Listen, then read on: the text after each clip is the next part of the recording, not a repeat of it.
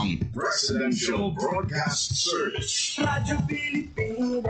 Radyo Publiko ng Bagong Pilipinas para sa Bagong Pilipino.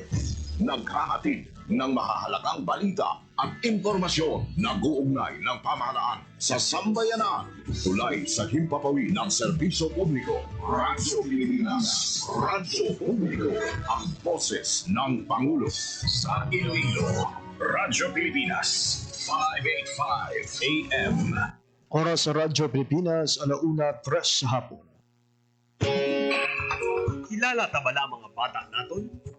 Bahang pantabala ang mga pamatanon? Din bala padulong ang ginagabig paglao sang nasyon. Generation Y ug millennials kung tawgon. Ano pa man ang tawag sa ila, sila ang aton kabataan, ang palaabuton sang nasyon. Aton sila kilalahon, aton hibaluon. Kuhaan sang inspirasyon. Hisayron ang ila aspirasyon. Diri sa Youth Connect. Youth Connect. Isa ka oras na programa sa sining estasyon Radyo Pilipinas Iloilo.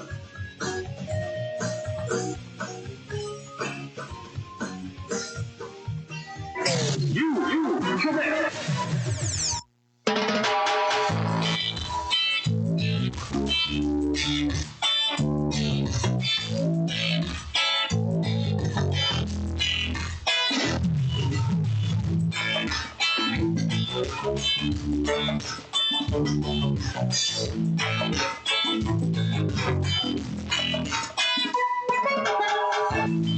Mayong hapon Pilipinas, mayong hapon Western Visayas.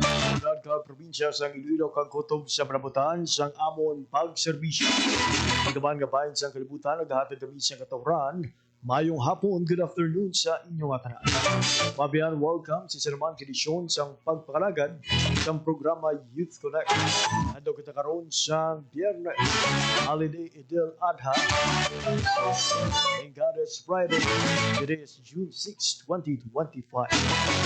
Hindi na mabiyan ang labing una sa apatanan ka Biyernes, karon nga bulan sang Hulyo, tuwing 2025. Haran ako mga katuwang teknikal. Ako ang inyo alagad, JP Herman.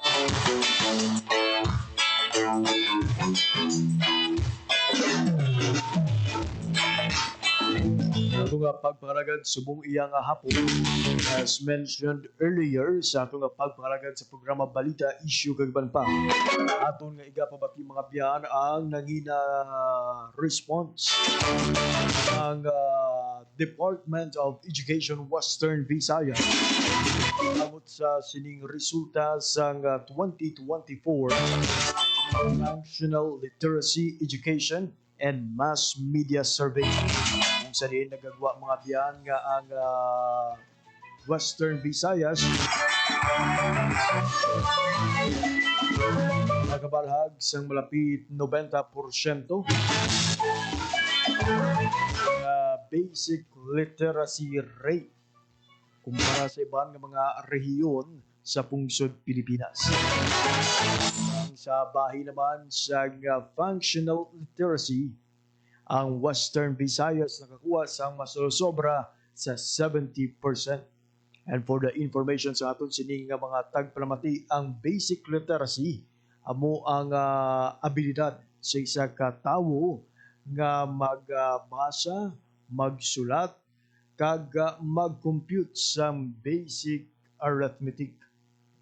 Samtang ang functional literacy amo ang abilidad sa isa ka tawo nga magbasa, magsulat, mag-compute, kag mag-intindi sa mas mataas nga level sang paghangop.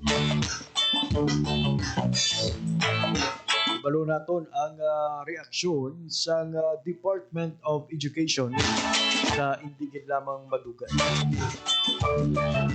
Wala ang mga kinahanglan pa obrahon, mga nakitaan nga mga solusyon ng Department of Education.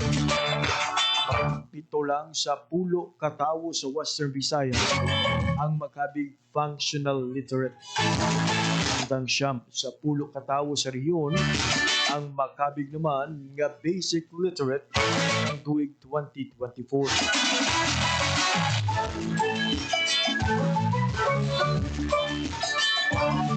Sang kilalahon taman ang mga scholar sa Bureau of Fisheries and Aquatic Resources o kung BFAR Region 6 nga nag-graduate mga biyan nga may Latin honors o kung cum laude o kung magna cum laude sa ila sini tagsa ka universidad. Yanong ka scholar sa BFAR graduate nga magna cum laude sa bahin sa Iloilo State University of Fisheries Science and Technology. Ang tatlo naman, isa ang magna cum laude, duha ang cum laude sa bahin sa Aklan State University. Kaya sino nga mga graduates ini ang aton nga hibaluon na hindi lamang madugan. Kung may tiyempo pa kita mga biyan, pabati man natin sa inyo ang nanging speech kung valedictory address ng isa ka graduate sa University of St. Lasal Bacolod. Nanging viral mga biyan. Imbis nga magtutok sa iya sining personal accomplishment. Iya nga gin-highlight sa iya nga speech ang mga sakripisyo sang iya mga kasubong nga estudyante. Labi na sa mga work student nga dungan, trabaho, pag-eskwela. Makaangkon lang sa ginahandom nga college diploma. Na ang aton nga pagpatuna sa aton sini nga pagpangalagad subong iya nga hapon. Ang panyempo dira sa inyong mga area mga biyan sa syudad sang Iloilo. Mga times nga nagapangilayo silak ang haring adlaw. Pero most of the time medyo magulugal umon kita diri subong sa syudad. Posible gid ang pag-ulan any time of the day. Una just na sa hapon aton nga pagparumbalik mga biyan istoryahan naton ang nahanungod sa 2024 glimpse o kung functional literacy education and mass media survey nga ginhiwat ng Philippine Statistics Authority ng tuig 2024. Hindi kagiban pa nga impormasyon pagkatapos lamang siyang pila kapahanundog. Banta sa kalusugan na dala ng COVID-19 ay seryosong binabantayan pero huwag kalimutan ang ibang sakit na sanhi ng baha at pag-ulan. Dengue. Dahil sa pag-ulan, maraming mga areas na umiipon yung water. Leptospirosis dito sa Pilipinas, very common sa atin ang pagbaha. Ugaliing maging malinis sa katawan at malinis sa kapaligiran. Sa ganitong paraan, siguradong sakit ay maiiwasan. Hanapin natin yung mga breeding ground where insect repellent, baon tayo ng bota, or hintayin natin mawala yung baha. Ngayon, mas naguhugas yung mga tao, mas better yung hygiene. Tayo ang simula. Sa pagiging malinis at maingat, ating malalabanan mga sakit na hatid ng pabago-bagong pihit ng panahon. Isang paalala mula sa Radyo Pilipinas. Lola, ano po nangyari nang malaman ni Tibo na nangingitlog ng ginto ang kanyang gansa araw-araw? Nang malaman ni Tibo na nangingitlog ng ginto ang kanyang gansa, tinangka niya na kunin na kaagad ang lahat ng ginto na iiitlog pa ng gansa. Eh di namatay po ang gansa, Lola? Tama. Eh di wala na pong gansa na magbibigay sa kanya ng gintong itlog araw-araw. Yan ang aral natin na nakuha sa gansa na nagbibigay ng gintong itlog. Ang ating kalikasan ay tulad ng gansa na nagbibigay ng gintong itlog. Magpapatuloy ang ating pakinabang sa mga gubat, mangroves, coral reef, dagat at sa kalikasan kung ang mga ito'y aalagaan at pagyayamanin, hindi sisirain. Paalaala mula sa Integrated Environmental Management for Sustainable Development Program, DENR, at ng palatuntunan ito. Okay, 1, 2, and... Pahatuhod, balikat ulo, kita kwetang, may mga susus. Huwag mong Disenteng tao. Pare, ang catcalling ay isang uri ng sexual harassment. Di biro ang sexual harassment at di nakakamacho ang pang-aabuso. Isang paalala mula sa Philippine Commission on Women at ng himpilang ito. Sa Philippine Economic Briefing, inilahad ni Pangulong Ferdinand Romualdez Marcos Jr. na unti-unti nang nakakabangon ang ekonomiya ng Pilipinas sa epekto ng pandemya. The country is on its way to a strong recovery from the pandemic and a robust, broad-based growth in the next 6 years. Kanya rin inilatag ang nakikitang solusyon sa inflation at kahirapan sa bansa. We will focus on agriculture as a strong driver for growth. An efficient and modern agriculture sector will ensure food security for all and reduce poverty incidence. Sa huli, kanyang ibinida ang mga hakbang upang masiguro ang pagbangon at ikabubuti ng buhay ng bawat Pilipino. My government will swing the doors even wider for high-value investments from both the domestic and international business communities. More investments mean higher economic activity and more quality jobs, and then a better life for Filipinos. Pangulong Romualdez Marcos Jr. sa 77th United Nations General Assembly. Sa Radyo Pilipinas. Special coverage. Sana'y tiyakin ng mga magulang kung maipanganak akong malusog. Kumain si nanay ng may sustansyang vitamin A panlaban sa infeksyon para din sa mata, balat, bumbunan at mga buto. Iron, pampabuhay ng dugo at muscles. Iodine, pang-iwas sa komplikasyon at pagiging abnormal. Importante din ang check-up kay doktor kasi healthy nanay, ganda buhay.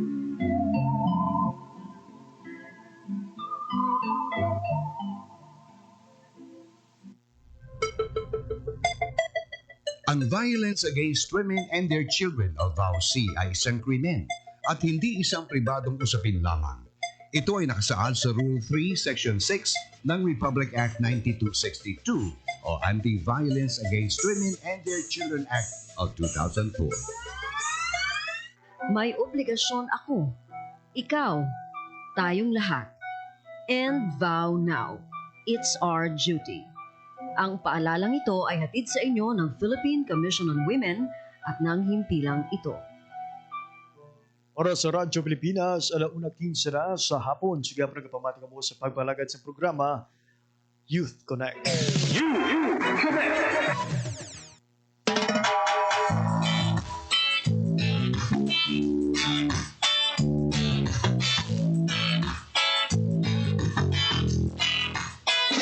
Sa mga wala pa sa kadeyahan, nagdangat sa 89.6%, halos siyam sa kadapulo katawo sa Western Visayas, edad 5 katuig pataas ang magkabig nga basic literate sa tuig 2024. Yang sandig mga biyan sa kinhiwat nga 2024 Functional Literacy Education and Mass Media Survey nga ginhiwat sang Philippine Statistics Authority o kunsang PSA sang tuig 2024. Ang basic literacy amo ang abilidad sa isa ka tawo nga magbasa, magsulat kag mag-compute sang basic arithmetic. Nakabalag sang pinapataas nga basic literacy rate ang probinsya sa Aklan nga may 92.1%, Kinsundan sa Guimaras nga may 91.2%, Antique nga may 90.1%, Iloilo City nga may 89.9%, Capiz nga may 89.3%, kag may pinakamanubo ang Iloilo Province nga may yara lang sa 88.6%. Ang Western Visayas amo ang ikawalo sa may pinakamataas nga basic literacy rate sa tanan nga rehiyon sa pungsod Pilipinas. Sa piyak sa mataas nga basic literacy rate, manubo naman ang functional literacy rate nga nabalag sa rehiyon sang amo nga tuig. Sandig sa amuman nga survey, nagdangat lang sa 70.6% o kung 7 sa kada 10 katawo sa Western Visayas ang functional literate o kung may abilidad sa pagbasa, pagsulat, pag-compute na may mataas na level sang paghangop.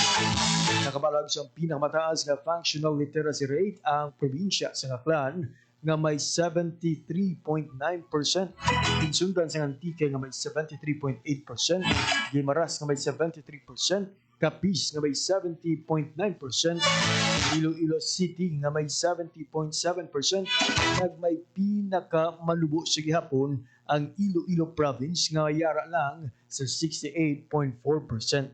Ang Western Visayas amo ang ika-6 naman sa may pinakamataas nga functional literacy rate sa bug-os nga Pilipinas. Nagkasunod sa nga pag-release ang sining resulta sang survey, naghatag sang reaksyon ang Department of Education po na DepEd Western Visayas.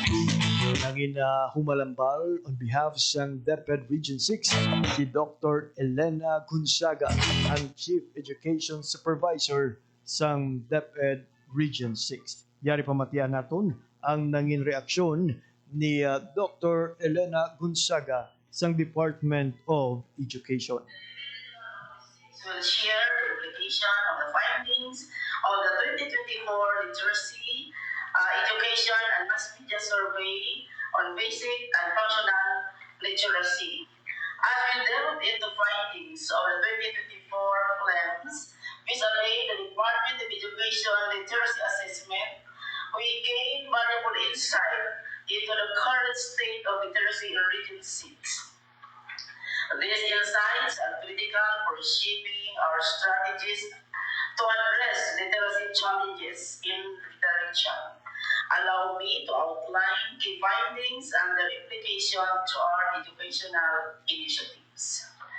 We have our key literacy findings in Region 6, Western Visayas, with our newly created region, the NIR, which are our partner before, but the data comprehensively presented by Madam Marlene Abior, that it highlighted the beauty of the Region 6 Western Visayas in terms of literacy.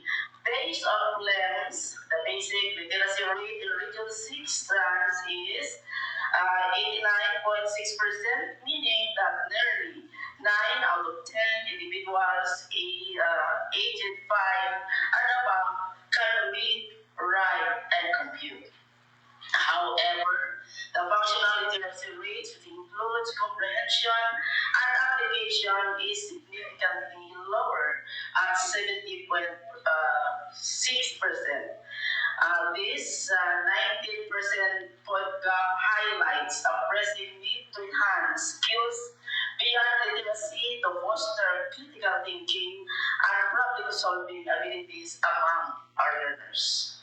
So provincial disparities are evident with a plan achieving the highest basic literacy or functional literacy of 92.1% rate, and we have also the functional literacy rate of 73.9%. While Iloilo records the lowest with 88.6 for basic literacy and 68.4 for the functional literacy. Additionally, gender differences persist with females demonstrating higher functional literacy of 74.8 compared to the males of 66.6. The highest literacy rates are seen among the 20 to 24 age group, while older population face major significant literacy challenges, particularly those ages 60 and above.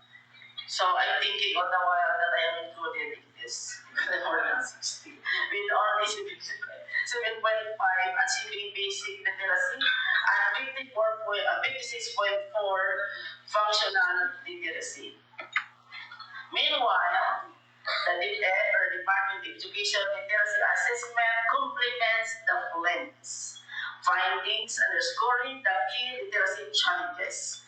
The end of school year 2024-2025, we have conducted a comprehensive rapid literacy assessment for grade 1 to 3,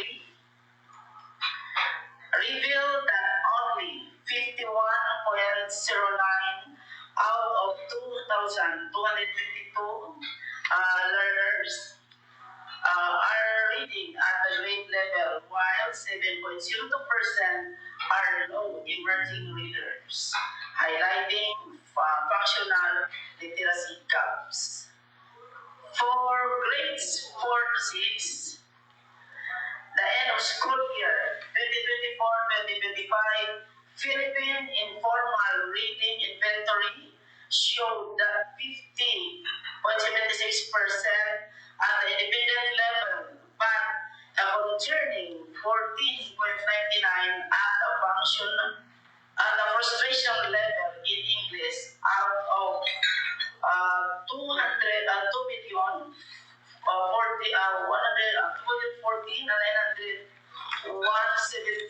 917 learners tested. Further, the field result of grades 7 to 10 displayed 19 out of learners are in the frustration level. These results stress the need for targeted intervention to address early literacies, deficits, and burden reading comprehension levels among older learners, ensuring fluency and critical thinking development. So we have the implication and strategic action. In response to these challenges, a multifaceted approach is essential. Strengthening the curriculum to include comprehension, focus activities on all grade levels can bridge the gap between basic and functional literacy. Localized and contextualized learning materials that reflects the region's rich cultural and linguistic diversity will enhance engagement and relevance. Targeted intervention for at-risk groups are critical. For example, boys and older learners can benefit from community-based programs and digital tools that ensure accessibility and promote engagement.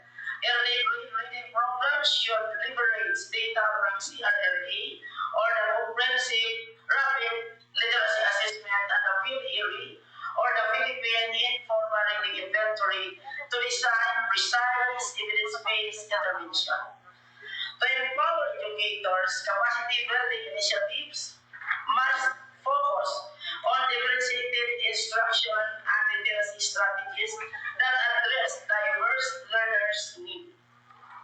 Additionally, robust monitoring and evaluation frameworks using plans and other tools are vital to track the progress and inform policy adjustment. Lastly, partnership with local government, students, NGOs, and the private sectors can amplify our efforts, especially in underserved areas, by providing resources, shared expertise. We have our existing programs and projects to address literacy gaps. The Department of Education prioritizes literacy as the key focus on its reforms, aligning initiative with the 5-point agenda reform, the Quality Basic Development Plan 2025 to 2035, and National Development Goals.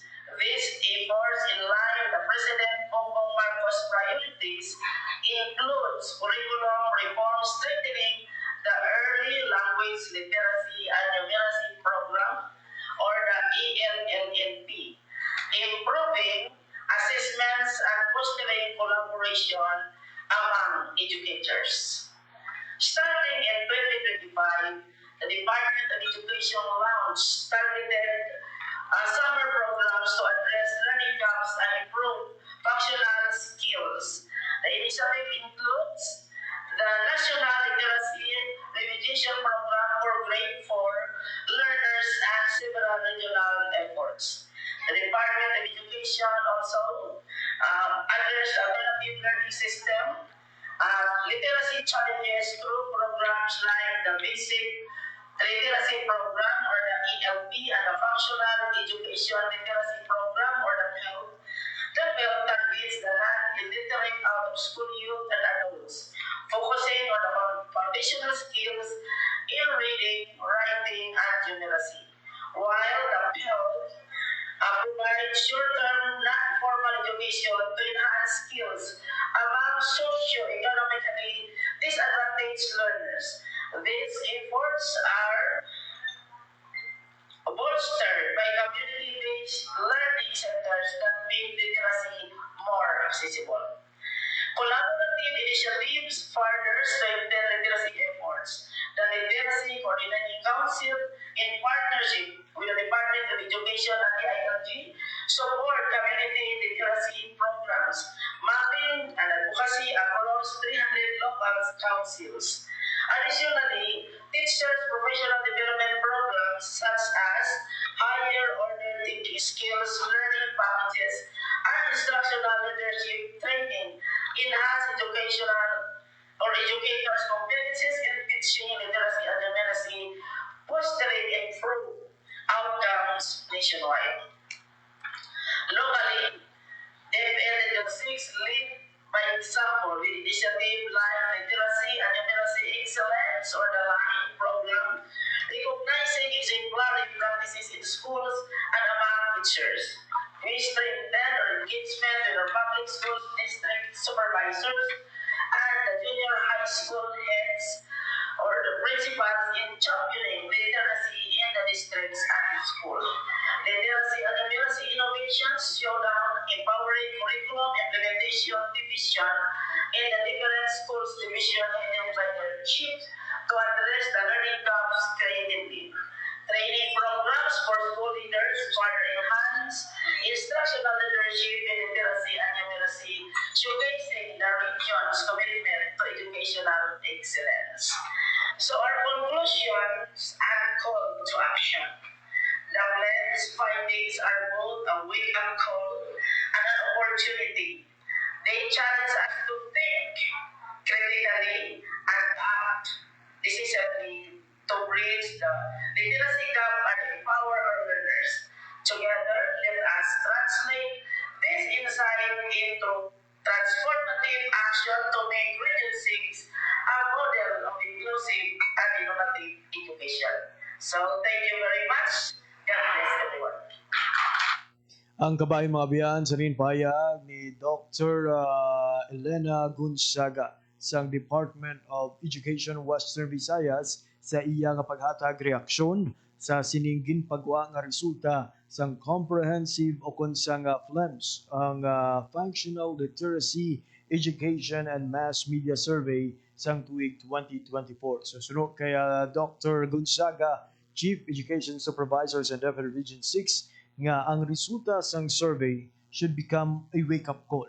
Isa ka pamukaw, pagbugtaw sa tanan, noong kinahanglan nga maghulag o mag-aksyon para sa rarama kag mangin innovative na ang aton sining edukasyon diri sa Western Visayas agud mas madamo pa nga kabataan ang mangin functional literate o kung may mas mataas nga level sa paghangup sa ila ginabasa, sa ila ginasulat, kag subong man sa ila ginasolve nga mga basic arithmetic. Giyaman nga ginapatpat sa iya sini nga mensahe ang pila sa mga ginapatuman karon nga programa lagip na diri ang pagpapag-on sang mga manunublo nga amo ang naghatag sang kaalam sa aton sini nga mga bulutuan kag sa aton nga mga estudyante. So ginapangabay niya man nga kabay nga tan-awon ini bilang isa ka oportunidad para nga pasanugon, ma-develop ang mga infrastructure, ma-develop ang mga learning program, kag mapasangkad pagid ang mga youth-centered services sa aton sini nga rehiyon. Again, no, ang aklan amo ang may pinakamataas nga rates ng basic literacy and functional literacy samtang ginakasubo naton nga ang probinsya sang Iloilo, despite considered as the regional center for education, no naganubo no sa karon iyang performance sang FLEMS, no, from being the center, no, karon bottom kita sa sini iyang survey. Ang probinsya sa Iloilo mga biyan naka-record both the lowest sa basic and functional literacy rate. Sa bahin sang basic literacy, nakakuha sang 88.6% ang probinsya sa Iloilo, while sa functional literacy naman, yara lang sa 68.4% ang nabalhag sang probinsya sang Iloilo. So again, no, hindi lamang responsibilidad sa aton sini nga Department of Education. This also a wake-up call para sa mga local government units sa aton nga mga ginikanan nga kabay, no, hatagan naton importansya kag dako nga igtalupangod ang aton sini nga edukasyon. Oras sa Radyo Pilipinas, 1:33 in the afternoon.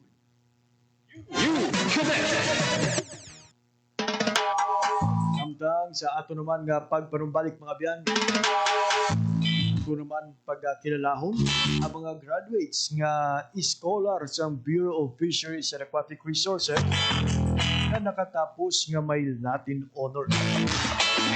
Kaloon kung kanday sino ano bala ang padya ng Bureau of Fisheries and Aquatic Resources sa ilang nangin dugang nga kadalagan. Ikagiban pang impormasyon pagkatapos lamang sa pila ka pahanundo.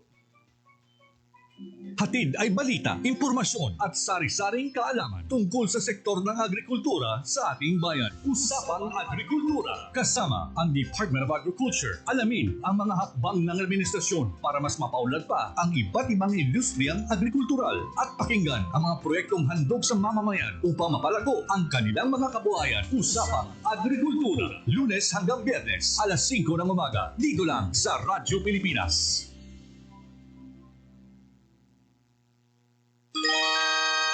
Mga kababayan, narito na ang mabuting balita. Magtatayo dito sa atin ang mga pabrika.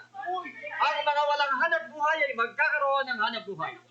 Ito ay patunay ng pag-unlad ng ating bayan. Makaraan ng 5 taon, Mga kabarangay! Marami nang nagkakasakit dito sa atin dahil sa usok galing sa pabrika. Dahil sa tubig ng ilog, nagkakamatay ng mga isda sa langka suso. Hindi na natin magamit ang ilog sa ating mga patubig. ang pag-unlad ay hindi dapat sumira sa kalikasan.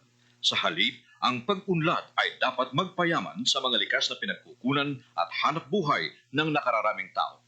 Paalaala mula sa Integrated Environmental Management for Sustainable Development Program, DENR, at ng palatuntunan ito.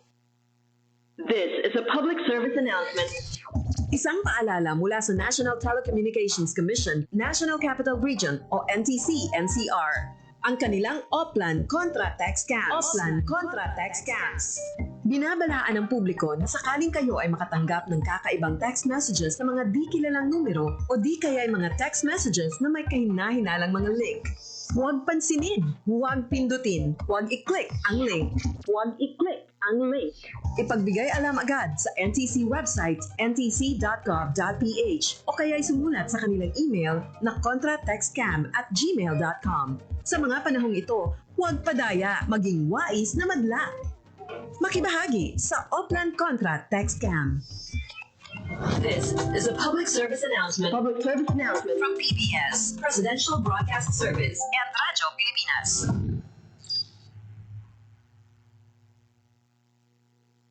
Maging mapanuri, huwag maging biktima.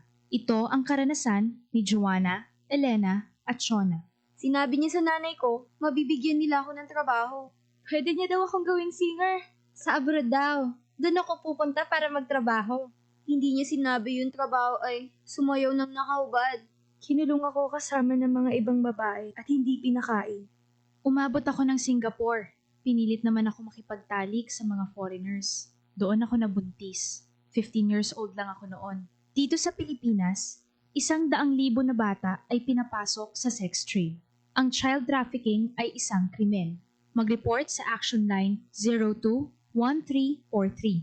Hindi mo kailangang makita ang mga mukha nila para maramdaman ang takot nila. Isang paalala mula sa ECPAT Philippines, Interagency Council Against Trafficking, PIA, at ng himpilang ito.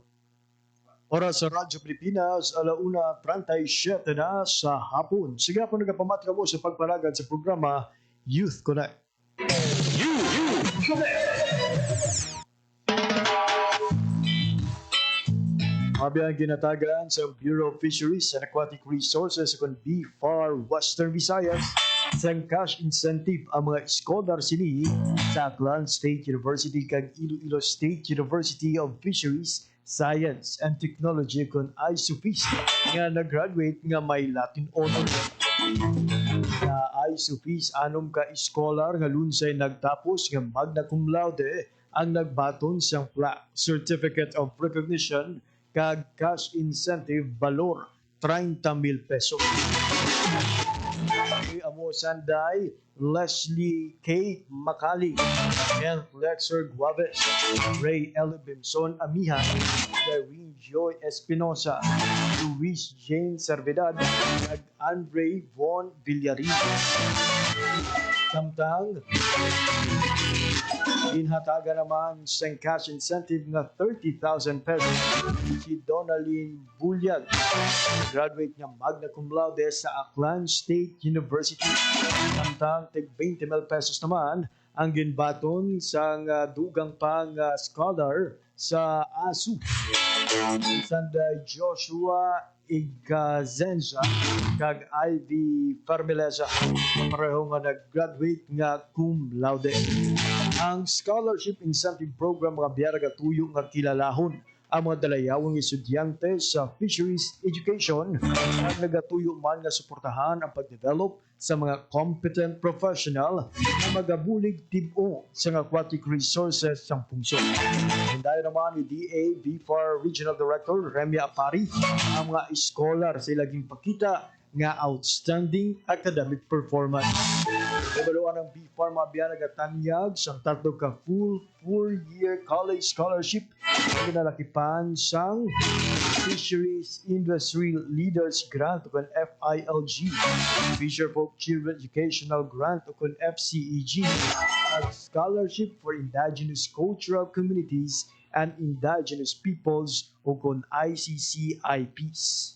So congratulations gida sa siyam ka BFAR scholar nga nag-graduate nga may Latin honor. Ang inyong cash incentive gamitin gid siyang husto para mas maging produktibo pa inyong pagpreparar sa board examination.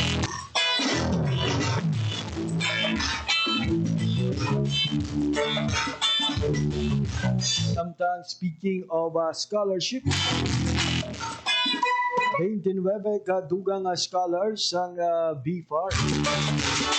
Lauman kung 27 sa dugang scholar ang gin-welcome sa BFAR.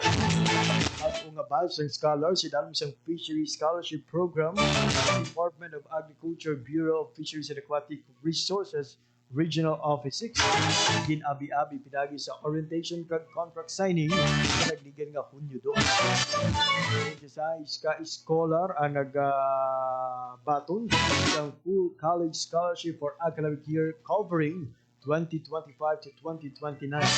Sila magabaton sa 5,000 pesos nga monthly stipend, 2,000 pesos nga semestral book allowance, 1,500 pesos nga one-time uniform allowance, 3,000 pesos nga one-time relocation allowance, 1,500 pesos nga graduation support, 3,000 pesos nga on-the-job training support, 7,000 pesos nga thesis or special problem support for the entire duration sa ilang scholarship. Patpato naton mga biyano kada isa o kada po kung sumahon iniiyang mga scholarship o kung benepisyo sang isa ka iskola sulod sang apat ka tuig.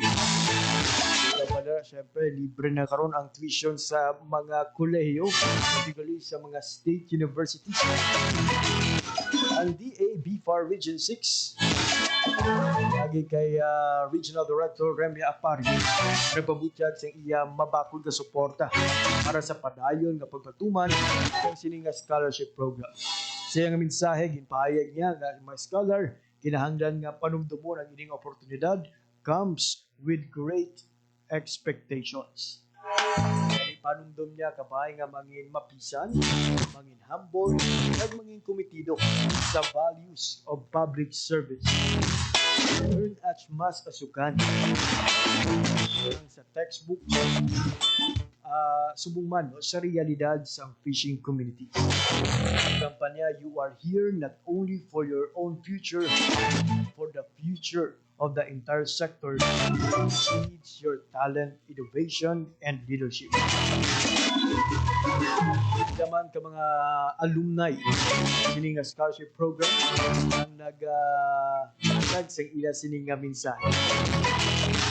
Na diri si AC Clavero, Marie Sangher, Lisa May Guyapalo, Brian Jones, Sinanggote, nagpa-ambit sa ilang story, nag-inspire sa mga incoming scholar paano ginbag-o sa BFAR Scholarship Program ang ilang kabuhi.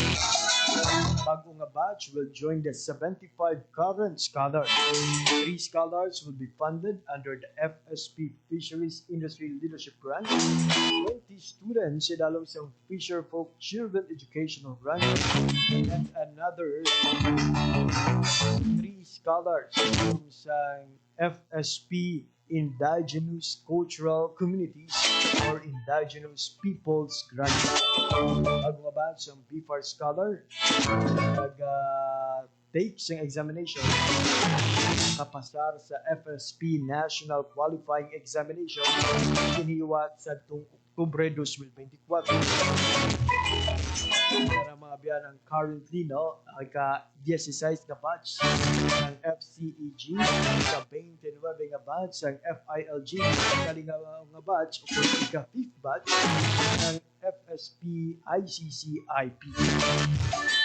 Congratulations kita sa 26 kabago nga scholar sa Fisheries Scholarship Program kung FSP sa Bureau of Fisheries and Aquatic Resources. Nagkaangay sa mga ginapanglawag na itong pangalan sa hindi lamang sa wala lamang manugang. Mag-graduate man kamo nga mga Latin honor graduate. Cum laude, magna cum laude, or summa cum laude. And speaking of graduates, mga biyan, karoon lang nanging viral ang isa ka valedictory speech ng college or university valedictorian ng University of St. LaSalle, Bacolod. Mangod imbis nga magsentro sa iya nanging kadalaga. Ang unod sang iya mensahe. Mga sakripisyo,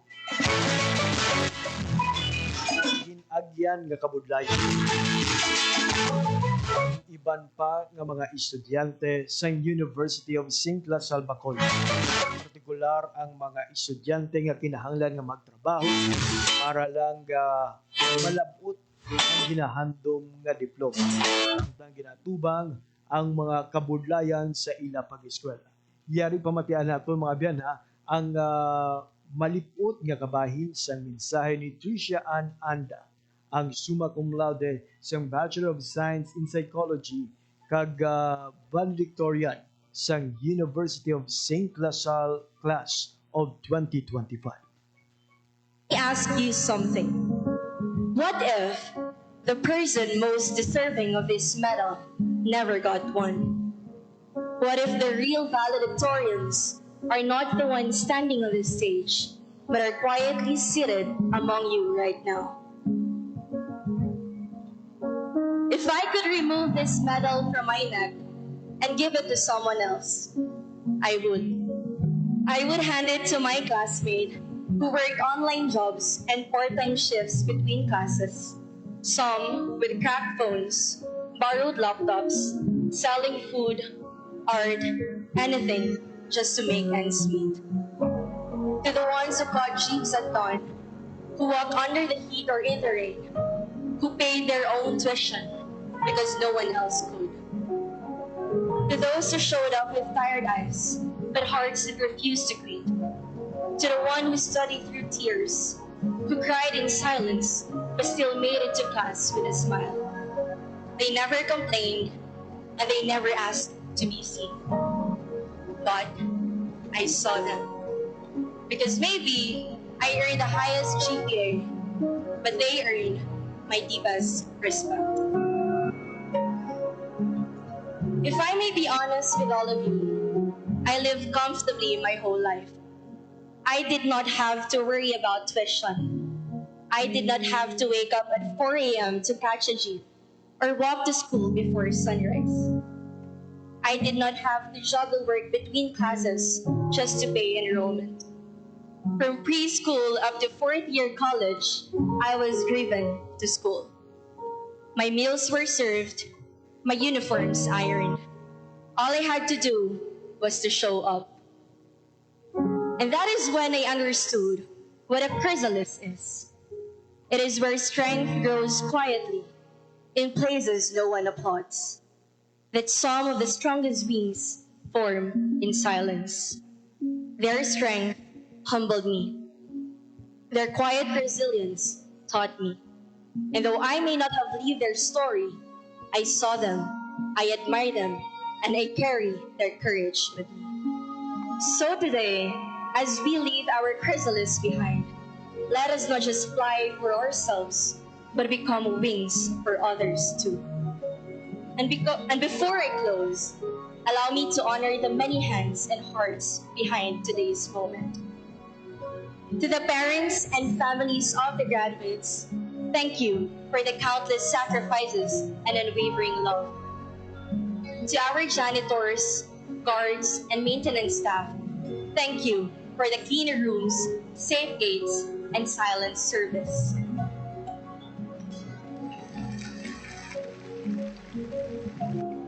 To the one whose name I've whispered in every prayer, thank you, Jesus.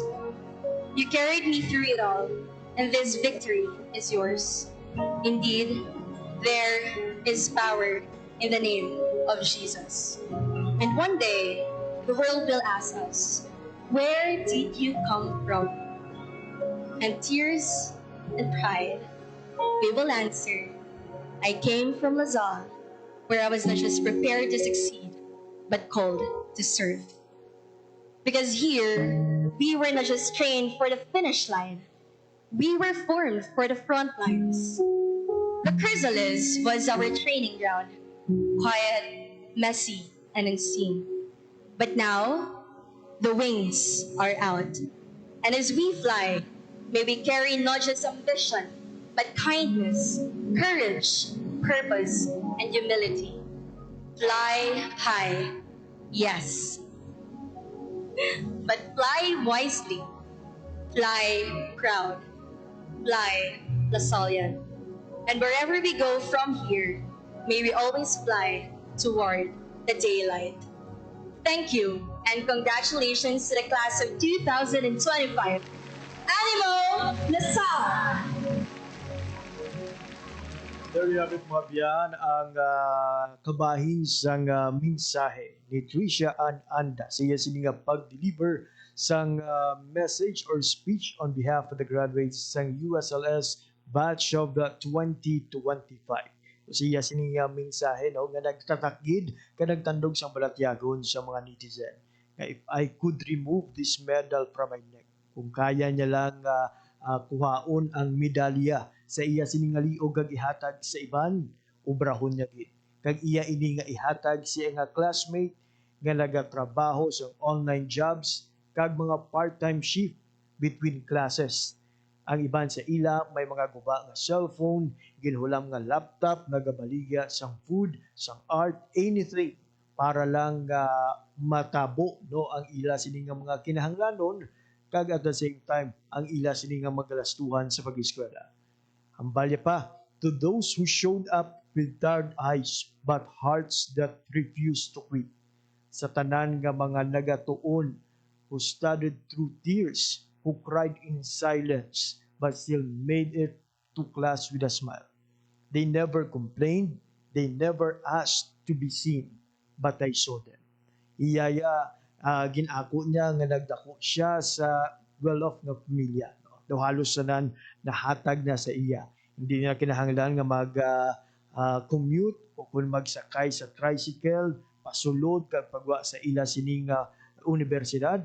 Hindi na siya kinahanglan madumdum sa iya sining balayran sa eskwelahan. Hindi na siya manumdum kung diin pagakuwaon ng iya sining allowance. No? Everything is given sa iya. Ang only requirement na lang sa iya amo ang to show up, magpakita kag ubrahon kung ano ang gina-expect sa iya.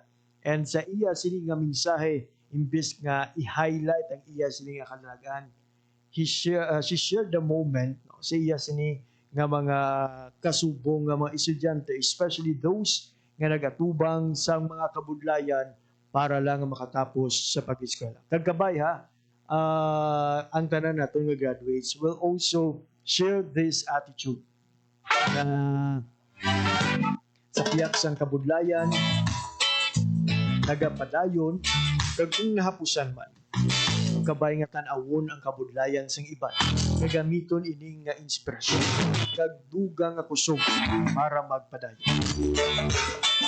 Tanan nga mga graduates ag magagraduate subong nga bulan, congratulations kid.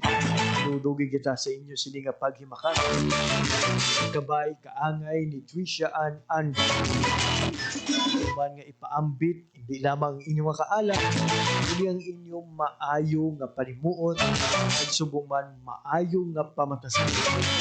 Magserbi nga inspirasyon kag eye-opener sa iba.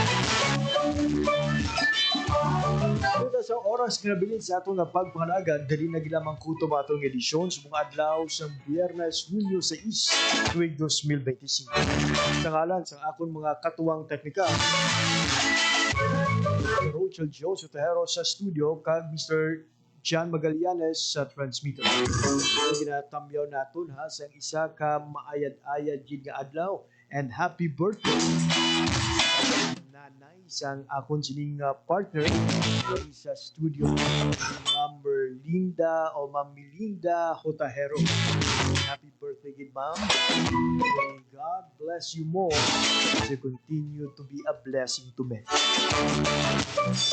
Naman ang inyong alaga, JP Herbas, madamo nga salamat sa inyong pagpamati. Maayong hapon, Pilipinas. Isa naman kamapuslanon ng edisyon sang Youth Connect, ang inyo nabatian. Updanay naman kita sa masunod. Youth Connect.